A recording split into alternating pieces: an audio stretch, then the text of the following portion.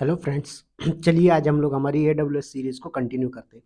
तो दोस्तों आज हम लोग बात करने वाले AWS के अंदर EC2 परचेसिंग ऑप्शन के बारे में। किसके बारे में बात करने वाले हैं दोस्तों? EC2 purchasing option. कई लोग इसको EC2 परचेस मॉडल के नाम से भी कॉल करते हैं, आपको टेंशन नहीं लेना है। तो हम बात करते जरा ये EC2 परचेस ऑप्शन या EC2 परचेस मॉडल क्या होता है, इसको जरा समझिए। देखिए अभी तक हमने नॉर्मल एक EC2 इंस्टेंस क्रिएट किया। क्या किया? हमने एक नॉर्मल EC2 इंस्टेंस क्रिएट करना देखा, जिसके अंदर हमने ये बात किया कि अगर आपको विंडो बेस इंस्टेंस क्रिएट करना है तो आप कैसे क्रिएट कर सकते हो, और अगर आपको लिनक्स बेस इंस्टेंस क्रिएट करना है तो कैसे क्रिएट करके कनेक्ट कर सकते हो, राइट। बट अगर यहाँ पर मैं बात करूँ थोड़ा सा आपसे कि ये आपने जो EC2 इंस्टेंस परचेस किया है, इसकी प्राइसिंग कैसे मिलेगी, इसका ऑप्शन क्या होगा आप जब चूज करते हो। तो AWS यहाँ पर बोलता है कि अगर आप एक EC2 इंस्टेंस AWS के अंदर क्रिएट करते हो तो आपको यहाँ पर मल्टीपल ऑप्शन मिलते हैं कि आप इसको किस कैटेगरी में लेना चाहते हो। तो पहला ऑप्शन जो आता है वो आता है ऑन डिमांड इंस्टेंस का। क्या आता है दोस्तों? On demand instance. अब ये ऑन डिमांड इंस्टेंस जो है हमने क्रिएट करके देख लिया है। अभी इसको मैं थोड़ा सा और प्रैक्टिकली एक्सप्लेन करूंगा तब और अच्छे समझ में आएगा कि हमने जो इंस्टेंस क्रिएट किया है वो ऑन डिमांड इंस्टेंस कैसे था। दूसरा आपके पास आता है दोस्तों रिजर्व इंस्टेंस। क्या आता है? Reserve instance. उसके बाद थर्ड नंबर पे हमारे पास आता है स्पॉट इंस्टेंस। क्या आता है दोस्तों? Spot instance. ध्यान से समझेंगे, हम ये सारे ऑप्शन अभी देखेंगे। फोर्थ नंबर पे हमारे पास आता है यहाँ पास सेविंग प्लान्स। क्या आता है? Saving plans. तो यहाँ पर फोर्थ पे आएगा आपका सेविंग प्लान। फिफ्थ नंबर पे आता है हमारे पास डेडिकेटेड होस्ट। क्या आता है दोस्तों? Dedicated host. उसके बाद आता है डेडिकेटेड इंस्टेंस, राइट। उसके बाद नेक्स्ट नंबर पे हमारे पास जो आता है वो आता है कैपेसिटी रिजर्वेशन। क्या आता है दोस्तों? Capacity reservation. तो ये सारे ऑप्शन आपके पास मिलते हैं। अब बात करते हैं जरा एक एक करके कि ऑन डिमांड इंस्टेंस में क्या होता है। देखिए अगर आपने अपना EC2 instance on demand instance पे परचेस किया तो आपको जो प्राइसिंग लगेगी वो पर सेकेंड के हिसाब से और पर आवर के हिसाब से लगेगी। अगर आपने 4 घंटे 40 सेकेंड यूज किया तो आपको 4 घंटे 40 सेकेंड के पैसे पे करने, ठीक है। इसी तरीके से अगर आपने 10 मिनट 15 सेकेंड यूज किया तो 10 मिनट 15 सेकेंड के पैसे लगेंगे। तो ऑन डिमांड में क्या होता है कि जो आप यूज करते हो उसी का अमाउंट आपको पे करना होता है। बट इसमें क्या होता है कि थोड़ा सा कॉस्टली पड़ता है बाकी कंपेयर में। अगर रिजर्व इंस्टेंस, स्पॉट इंस्टेंस, ठीक है, स्पॉट लिखा गया, sorry, spot instances, saving plans, dedicated host, capacity reservation, dedicated instances, इन सब के कंपेयर में अगर मैं बात करूं तो सबसे कॉस्टली जो होता है वो होता है आपका ऑन डिमांड इंस्टेंस। बात आ गई समझ में? अब बात करते जा रहा कि ये कॉस्टली क्यों होता है। देखिए ये ठीक वैसे ही होता है जैसे आप किसी टूरिस्ट प्लेस पे गए और आपने एक होटल लिया और आपको 2 घंटे की जरूरत है, आपने 2 घंटे के लिए होटल लिया और आपने उसका अमाउंट पे किया और आप चले गए, तो वो कोशिश करेगा उस 2 घंटे में आपसे ज्यादा से ज्यादा कमाने की, राइट। तो ऐसा ही ऑन डिमांड में होता है कि कस्टमर आता है, इंस्टेंस क्रिएट करता है, अपना काम करके निकल जाता है। तो AWS को पता नहीं होता कि कितने देर तक मुझे इससे रिवेन्यू आएगा। तो AWS क्या बोलता है, इसको हाईएस्ट कैटेगरी में रखता है कि इसका चार्ज हम ज्यादा लेंगे। दूसरा आता है हमारे पास रिजर्व इंस्टेंस। अब जरा हम बात करते हैं कि ये जो रिजर्व इंस्टेंस होता है ये क्या काम करता है। तो देखिए रिजर्व इंस्टेंस में आपका जो EC2 इंस्टेंस होता है आप उसको क्या कर सकते हो, रिजर्व कर सकते हो 1 साल के लिए, 3 साल के लिए। इससे क्या होता है, AWS के पास एक फिक्स रिवेन्यू का सोर्स बन जाता है। AWS को टेंशन नहीं होती कि भाई मैंने बैकएंड में इतने बड़े बड़े डेटा सेंटर्स लगा रखे, उन डेटा सेंटर का कॉस्ट कैसे निकलेगा। तो उसके पास एक परमानेंट कस्टमर मिल गया। तो रिजर्व इंस्टेंस क्या होता है, ऑन डिमांड के कंपेयर में 75% चीपेस्ट हो जाता है। बात आ गई समझ में? किसके कंपेयर में? ऑन डिमांड के कंपेयर में 75% चीपेस्ट पड़ता है। कौन सा? आपका रिजर्व इंस्टेंस। बट इसमें क्या होता है कि आपको 1 साल मिनिमम, मैक्सिमम 3 ईयर तक का आप क्या कर सकते हो, रिजर्वेशन कर सकते हो, रिजर्व कर सकते हो, कमिटमेंट कर सकते हो। थर्ड नंबर पे आता है स्पॉट इंस्टेंस। क्या आता है? Spot instance. अब ये स्पॉट इंस्टेंस क्या होता है, AWS के डेटा सेंटर में कुछ ऐसे, क्या बोला मैंने, AWS के डेटा सेंटर में कुछ ऐसे EC2 इंस्टेंस होते हैं जो यूज नहीं हो रहे होते हैं। तो AWS क्या करता है, इसको आपको कम रेट में प्रोवाइड करवा देता है, बट इसमें एक ड्रॉबैक ये है कि कल को आपसे ज्यादा अमाउंट पे करने वाला कोई बंदा आ गया तो ये AWS आपके स्पॉट इंस्टांस को आपसे छीनकर दूसरे बंदे को दे देता है। तो ये इसका एक ड्रॉबैक है। But as compare to on demand instance ये 72% तक आपको चीपेस्ट मिलेगा। कितना? 72% तक चीपेस्ट होता है। ठीक है, लिख दिया cheapest compare to on demand.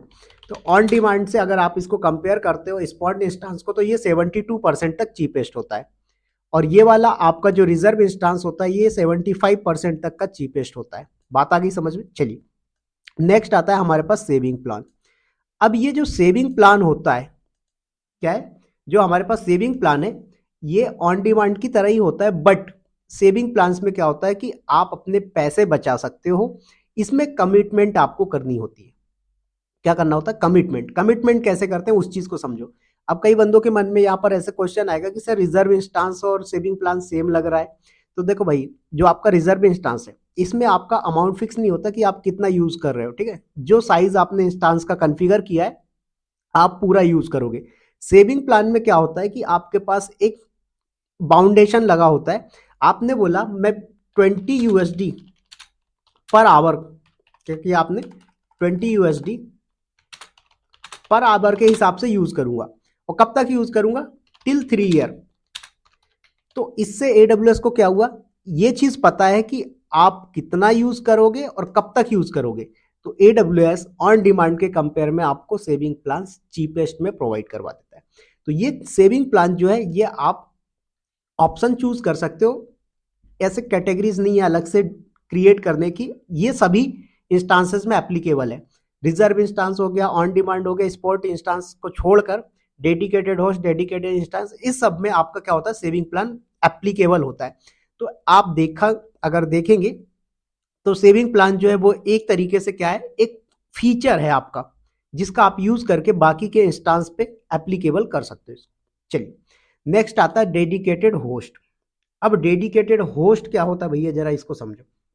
तो AWS के पास देखो अलग अलग डेटा सेंटर्स होते हैं। तो उसके पास ये पूरा पूरा डेटा सेंटर हो गया, राइट। उस डेटा सेंटर के अंदर एक EC2 इंस्टांस का हार्डवेयर ये हो गया, मतलब एक हार्डवेयर पे मल्टीपल EC2 इंस्टांस चलते हैं, क्योंकि उनके जो हार्डवेयर होते हैं बहुत हैवी साइज के होते हैं। जैसे आप लोग क्या करते हो, अपने पर्सनल लैपटॉप में 2-2 3-3 वर्चुअल मशीन चला लेते हो जरूरत पड़ने पे। अगर आपको कुबरनेटिस का क्लस्टर वगैरह सेटअप करना होगा, आप क्या करोगे, एक ही AWS का अकाउंट यूज करोगे?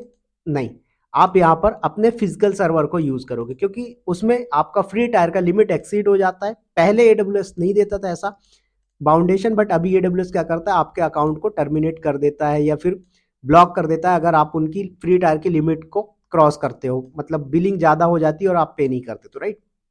तो मैंने बोला ये AWS के पास इतने सारे हार्डवेयर हैं। अब एक हार्डवेयर के अंदर बंदे ने, अब देखना जो मैं बना रहा हूँ ग्रीन कलर के, ये EC2 इंस्टांस है। एक हार्डवेयर पे बंदे ने एक EC2 इंस्टांस बना लिया, ओके। दूसरा EC2 इंस्टांस भी क्रिएट हो गया, जगह है और भी स्पेस बचा हुआ, तीसरा बन गया। ऐसे ही इसमें बना लिया 1 2 3 4 5 6, मतलब एक हार्डवेयर की जितनी कैपेसिटी है उतने नंबर ऑफ EC2 इंस्टांस बन सकते। तो अगर आप डेडिकेटेड होस्ट लेते हो तो इसमें क्या होगा, आपको पूरा ये हार्डवेयर मिल जाएगा। डेडिकेटेड होस्ट में पूरा का पूरा आपको हार्डवेयर दे दिया इन्होंने। अब इस हार्डवेयर के ऊपर आप एक EC2 इंस्टांस क्रिएट कर रहे हो, 4 EC2 इंस्टांस क्रिएट कर रहे हो, डजंट मैटर। तो पूरा का पूरा हार्डवेयर आपने ले लिया, that is called dedicated host. ये क्या होता है, कंपनी के अंदर डेडिकेटेड होस्ट जो है आपका, अगर हार्डवेयर का लाइसेंस वगैरह आपको परचेस करना होता है, लाइक एंटीवायरस लाइसेंस लेना है, तो उन सब के लिए आपका जो डेडिकेटेड होस्ट है बहुत ज्यादा यूजफुल होता है। बात आ गई समझ में? इसका प्राइसिंग भी कम होता है as compare to on demand. उसके बाद आता है नेक्स्ट डेडिकेटेड इंस्टांस। अब डेडिकेटेड इंस्टांस में क्या होगा कि आपका इंस्टांस एक रिजर्व रहेगा, किसके ऊपर, हार्डवेयर के ऊपर। आपने लाइक ले लिया ये वाला EC2 इंस्टांस, तो डेडिकेटेड इंस्टांस के केस में ये EC2 इंस्टांस आपके लिए रिजर्व होकर रखा है, कल को ये किसी को नहीं देगा। लेकिन अगर डेडिकेटेड इंस्टांस नहीं लिया आपने, ऑन डिमांड लिया, तो हो सकता है वो आपके इस इंस्टांस को इस हार्डवेयर से हटा के दूसरे हार्डवेयर पे रख दे। तो आपका इंस्टांस तो आपके पास है, बट क्या है, हार्डवेयर चेंज हो सकता है। लेकिन अगर आपने रिजर्व इंस्टांस डेडिकेटेड इंस्टांस ले रखा है तो क्या है कि हार्डवेयर चेंज नहीं होगा। बात आ गई समझ में? चलिए नेक्स्ट आता है कैपेसिटी रिजर्वेशन। अब कैपेसिटी रिजर्वेशन में क्या होता है भैया, कभी कभी हमें ऐसी रिक्वायरमेंट आती है कि मान लो अभी हमारे पास 50 इंस्टांस चल रहे हैं, कल को हमें हो सकता है अचानक 10 EC2 इंस्टांस की नीड पड़ जाए। क्या हो जाए? 10 EC2 इंस्टांस की नीड हो जाए। फिर क्या करोगे? आप बोलोगे सर क्रिएट कर लेंगे ऑन डिमांड इंस्टांस पे या स्पॉट इंस्टांस पे ले लेंगे। बिल्कुल परफेक्ट। लेकिन मान लो खुदा ना खास्ता आपको जब जरूरत पड़ी, आपने क्रिएट करना चाहा और तब AWS के सारे हार्डवेयर ऑक्यूपाई हैं, उनके उसके पास पूरे कस्टमर्स हैं, फिर क्या करोगे? आपका काम तो गया काम से, आपका काम रुक गया। भाई आपको वेट करना पड़ेगा जब तक खाली नहीं हो जाता उसका हार्डवेयर। तो ऐसे केस में अगर आप चाहते हो कि मुझे वेट ना करना पड़े तो आप क्या करो, कैपेसिटी रिजर्वेशन ले लो। कैपेसिटी रिजर्वेशन में क्या होगा, AWS आपसे बोलेगा भैया आपने 10 इंस्टांस की रिक्वायरमेंट बताई है, मैं 10 इंस्टांस का स्पेस आपके लिए फ्री रखूंगा। कब? जब आपने टाइम दिया। आपने बोला 20 तारीख को, राइट, 20 फरवरी को आपने बोला मुझे 20 इंस्टांस की नीड होगी, तो आपके लिए ये 20 इंस्टांस का हार्डवेयर स्पेस खाली रखेगा। बट इसके चार्जेस आपको पे करने होंगे। बात आ गई समझ में? तो ये आपका कैपेसिटी रिजर्वेशन होता है कि AWS आपको कमिटमेंट देता है कि यहां पर हम आपके लिए स्पेस रिजर्व करके रखेंगे। चलिए, तो ये तो आपके टोटल नंबर ऑफ इंस्टांस के टाइप हो गए कि आप EC2 इंस्टांस जो क्रिएट करते हो वो कितने टाइप से परचेस कर सकते हो, मतलब क्रिएशन करते टाइम क्या क्या ऑप्शन मिलते हैं। अब इनकी बिलिंग की अगर मैं बात करूं तो देखो ऑन डिमांड में तो आप पहले यूज करते हो बाद में पे करते हो। रिजर्व इंस्टांस में जो होते हैं आपके, उसमें क्या होता है, ये स्पेशली जो है रिजर्व इंस्टांस के लिए ध्यान देना। जो आपका रिजर्व इंस्टांस होता है इसकी बिलिंग जो होती है उसको पे करने के हमारे पास 3 मेथड होते हैं। कितने मेथड होते हैं? 3 मेथड होते हैं। नंबर 1 पे आता है ऑल अप फ्रंट। क्या आता है sir? All up front. Okay. Number 2 पे आता है पार्शियल अप फ्रंट। क्या आता है? Partial up front. नंबर 3 पे आता है नो अप फ्रंट। ध्यान देना तीनों में क्या डिफरेंस होता है, ठीक है? तो ये 3 ऑप्शन मिलते हैं, partial upfront, all upfront, no upfront. अब ऑल अपफ्रंट में क्या होता है भैया, आप पूरा अमाउंट एडवांस में पे कर देते हो। सपोज दैट ये रिजर्व इंस्टांस लिया आपने, जिसका आपने टाइम पीरियड लिया 1 ईयर। अब 1 ईयर में इसका जो अमाउंट बनेगा 50 USD बनेगा, एग्जाम्पल लिया मैंने। तो आप इसको क्या करोगे, एक एस्टिमेटेड 45 USD या 60 USD जो अप्रोक्स आपका बिलिंग है वो आपने पे कर दिया। इससे क्या बेनिफिट होता है, इससे आपको बहुत ह्यूज डिस्काउंट मिल जाता है, राइट? जैसे होता है ना, आप किसी चीज का एडवांस पेमेंट कर रहे हो या फिर कैश में ले रहे हो तो आपको डिस्काउंट दे देता है। तो ऐसे यहाँ पर ऑल अप फ्रंट मेथड अगर आप यूज करते हो बिलिंग के लिए रिजर्व इंस्टांस की, तो आपको 90% तक का डिस्काउंट मिल जाएगा। उसके बाद आप अगर पार्शियल अप फ्रंट ले रहे हो, पार्शियल अप फ्रंट में क्या होता है, हाफ पेमेंट आप एडवांस कर दो, हाफ पेमेंट को इंस्टॉलमेंट में पे कर देना आप। इसमें क्या होता है, आपको 50% तक का डिस्काउंट मिल जाता है। क्या होता है? 50% तक का डिस्काउंट मिल जाता है। नो अपफ्रंट में क्या होता है, कुछ नहीं भैया, जब तक यूज करना है यूज कर लो, आफ्टर यूज आप क्या करो, पेमेंट करो। बट इसमें क्या होगा, नो डिस्काउंट, जीरो डिस्काउंट होता है, कोई डिस्काउंट नहीं मिलता आपको। तो ये हमारे पास क्या होते हैं, EC2 परचेस ऑप्शन होते हैं। चलिए, अब ये तो मैंने बात कर लिया कि EC2 परचेसिंग ऑप्शन होते हैं। अब नेक्स्ट वीडियो में आएंगे, चलो नेक्स्ट वीडियो छोड़ दो, अभी देख लो आप, ज्यादा बेटर होगा क्योंकि थोड़ा सा ही ओवरव्यू मिलेगा आपको। तो आ जाते हैं यहां पर और AWS अकाउंट लॉगिन करेंगे, राइट? तो AWS कंसोल में आइए अपन, और इस AWS कंसोल के अंदर आपको देखने को मिलेंगे ये सारे ऑप्शंस जो मैंने आपको EC2 परचेस मॉडल बताएं।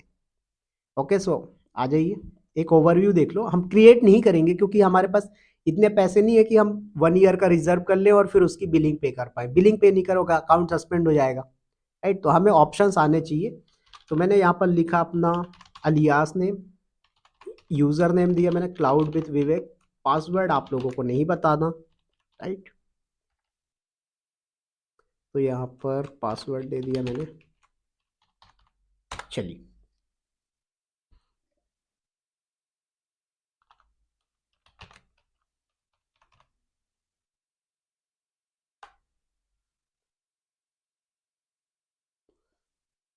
विवेक हाइफन, सॉरी इंडिया था,